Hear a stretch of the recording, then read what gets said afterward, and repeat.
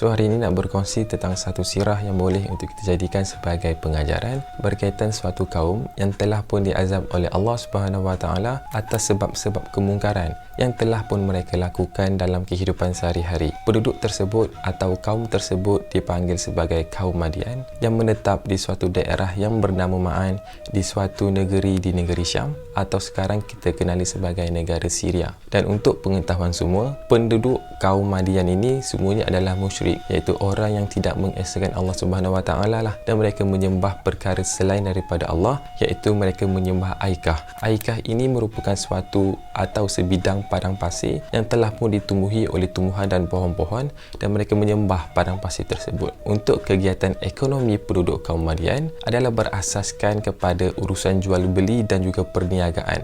Maka mereka menjadikan perniagaan sebagai asas utama pencarian dan pendapatan hidup mereka lah. Dan akhirnya apa yang perlu untuk kita tahu, disebabkan perniagaan ini merupakan suatu perkara yang menjadi rutin harian kehidupan mereka, maka urusan jual beli yang berasaskan kepada penipuan, pemalsuan barang-barangan dan juga pengurangan barangan dalam sistem sukatan dan timbangan menjadi perkara yang menjadi norma untuk masyarakat penduduk kaum Madian.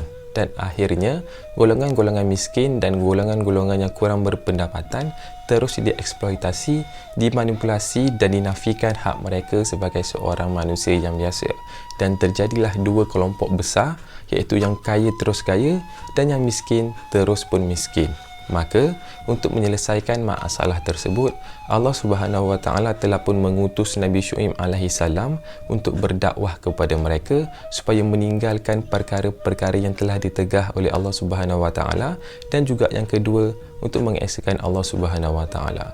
Dan Nabi Syuaib pun datanglah dekat kota tersebut dan menyebarkan dakwah kepada mereka. Namun mereka tidak pernah mendengar dan menerima seruan Nabi Syuaib alaihi salam, dan mereka berkata, "Wahai Syuaib, sesungguhnya kami tidak memahami apa yang engkau perkatakan, dan sungguh engkau merupakan orang yang lemah di sisi kami, dan kalau bukan kerana keluarga engkau, sudah tentu kami melemparkan engkau, dan engkau bukanlah orang yang mulia dari sisi kami." Apabila mendengar perkara tersebut, reaksi Nabi Syuaib alaihissalam hanyalah menerima dalam keadaan penuh kesabaran dan juga penuh sopan santun, dengan pengharapan yang tinggi supaya suatu hari nanti penduduk kaum Madian dapat menerima dakwah Nabi Syuaib alaihissalam dan meninggalkan perkara-perkara yang ditegah oleh Allah serta menyembah Allah Subhanahu Wa Taala dan tiada sekutu baginya.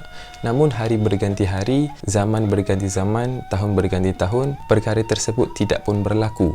Bahkan Nabi Syuaib alaihissalam dan juga para pengikutnya telah diancam untuk diusir dari kota Madian seandainya masih lagi meneruskan kerja-kerja dakwah kepada penduduk-penduduk di situ.